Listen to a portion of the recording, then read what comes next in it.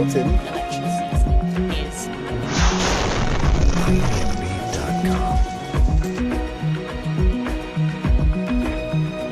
Switzerland has not enough. Se arriscam em travessias para a Europa.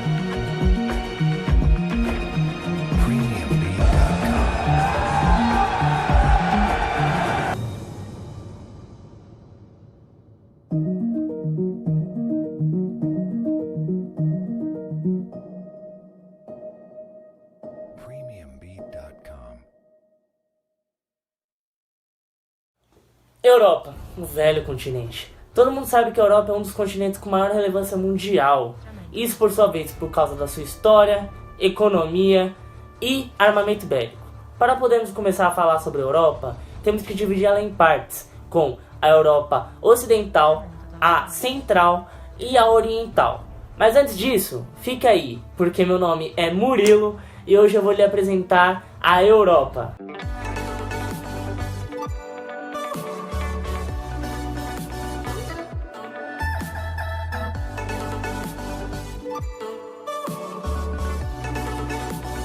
Começando pela ocidental, ela fica situada na região oeste e central do continente europeu, sendo a maior parte dos países participantes da União Europeia. Sendo 18 países contendo na região ocidental, sendo os de destaque Espanha, Itália, França e Reino Unido. Essa região é considerada a mais rica do continente europeu e a que possui os melhores índices sociais do continente europeu, muito por causa da sua indústria, economia e baixo imposto.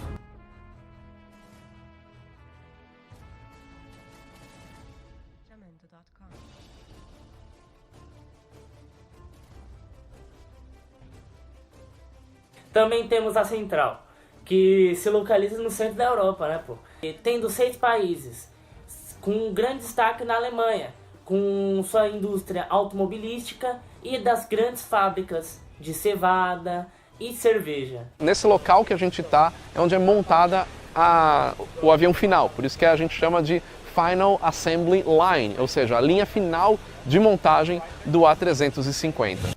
Sobre a Oriental, ela se localiza na região leste do continente europeu, sendo 22 países. Os que mais destacam são Polônia, Croácia e Hungria. Sua economia vem se desenvolvendo na área do turismo e das atividades agrícolas, como cevada e grãos. Diferente da parte central e ocidental, a parte oriental é menos desenvolvida economicamente, pela falta de investimentos e grandes indústrias, mas continua sendo uma área muito rica.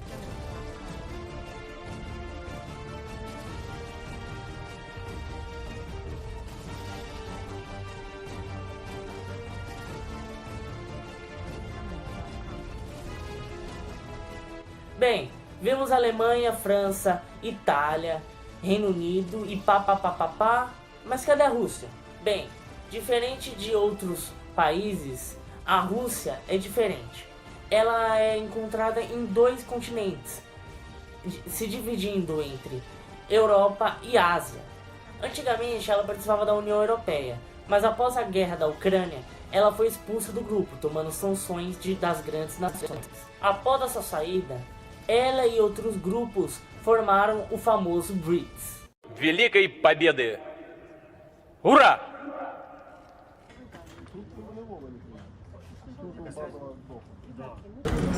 Agora eu vou passar ao meu colega Pietro, que vai contar sobre as curiosidades e tudo ao redor da Europa. Os restantes assuntos ficaram com ele. Muito obrigado, até! Falando agora sobre a cultura europeia costuma ser bastante diversificada, onde contamos na música com grandes compositores clássicos como Richard Wagner e Antônio Vivaldi, que marcaram seu nome na história no século passado, e também onde trazem consigo gêneros musicais novos, como o pop britânico e o técnico alemão, onde algumas das composições clássicas e gêneros formados na Europa trouxeram consigo danças como balé e o flamenco espanhol, que são hoje em dia mundialmente conhecidas mundo afora, até que mesmo no Brasil, onde apresentam.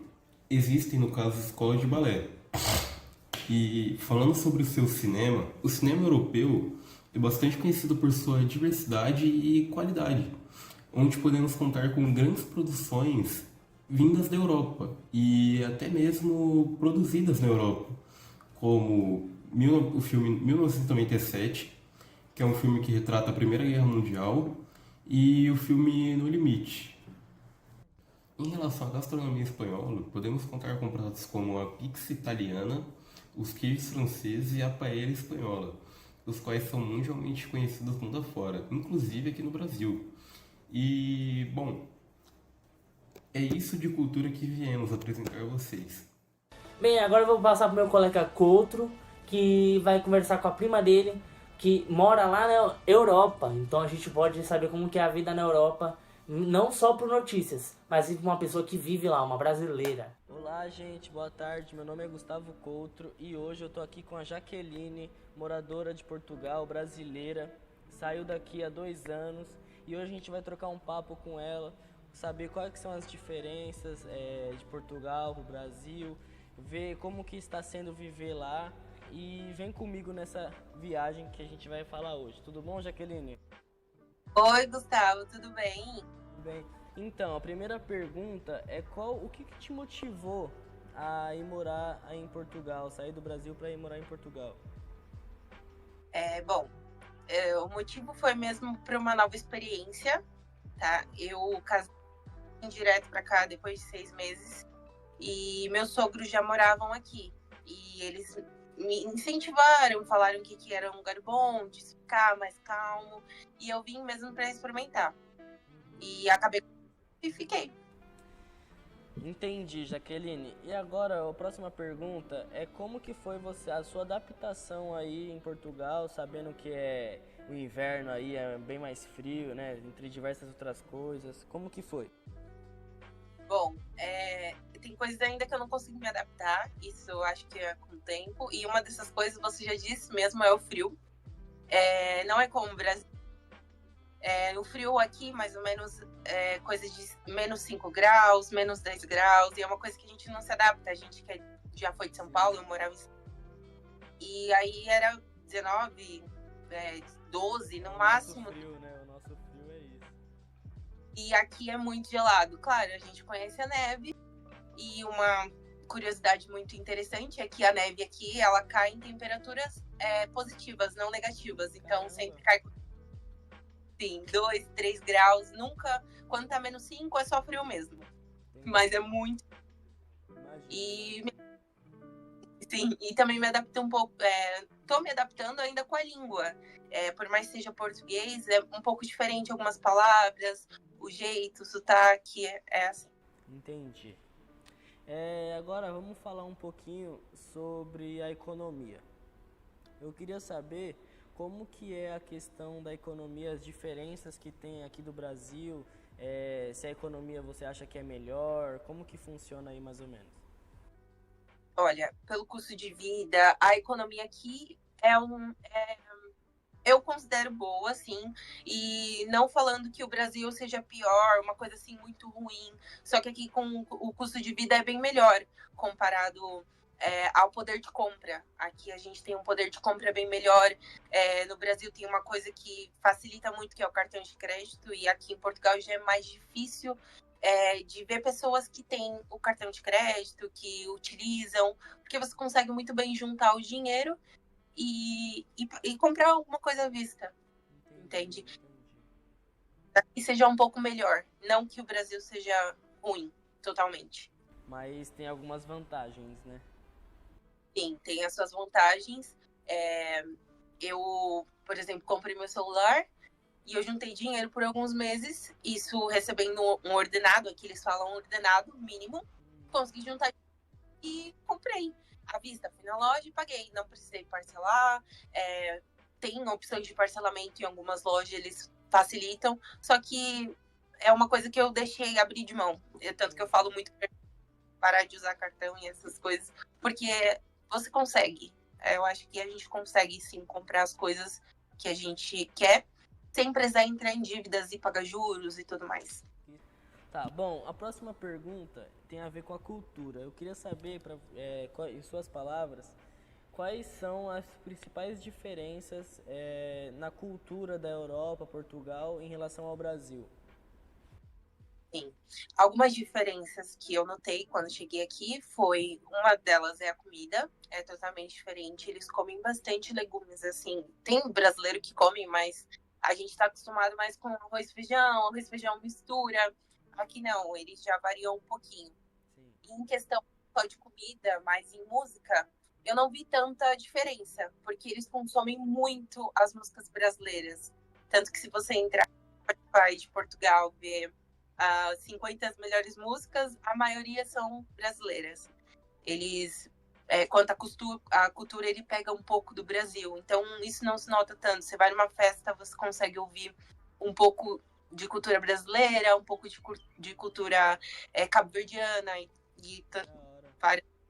E sobre questão cultural, sobre festas típicas aí de Portugal, festas, algumas coisas, tem também? Sim, sim. Olha, eu moro numa cidade, na verdade, aqui na região, eu moro no norte de Portugal, tem sempre uma festa da cidade toda, ou algo assim. É uma feira que engloba tudo, vem muito imigrante, então, que seria a feira medieval. Portugal é uma cidade, é um país muito antigo, tem castelo, a cidade que eu moro tem um castelo. Né? A história de Portugal é muito rica. É muito mais antigo, então eles fazem essas feiras medievais, se vestem como os medievais mesmo, tem músicas, danças, aquelas músicas com flauta, coisas assim, é bem legal. Entendi. Já juntando nessa resposta que você me deu, eu queria falar sobre a imigração. Gostaria Sim. de saber como que está sendo a recepção dos portugueses e a questão também do visto que você também falou para os brasileiros que estão indo para Portugal. A recepção dos portugueses. Aqui, a gente pode ver de tudo. Eu nunca sofri nada, desde quando eu cheguei, nada de tu volta para sua casa, que volta pra terra, nunca, nada disso, mas isso acontece. E a gente tá chegando num país novo, a gente tem que aprender a cultura, não chegar falando, tem muitas palavras que aqui falamos que para o brasileiro é tranquilo e para cá, em Portugal não se fala. A gente tem que se adaptar ao meio que a gente está entrando. Então, entendeu? E muita gente está parando na imigração por conta disso. Os agentes, eles perguntam, a pessoa vem como turista, os agentes perguntam o que vai fazer, a pessoa fala, vou visitar fulano. Eles já sabem na cara que você tá mentindo.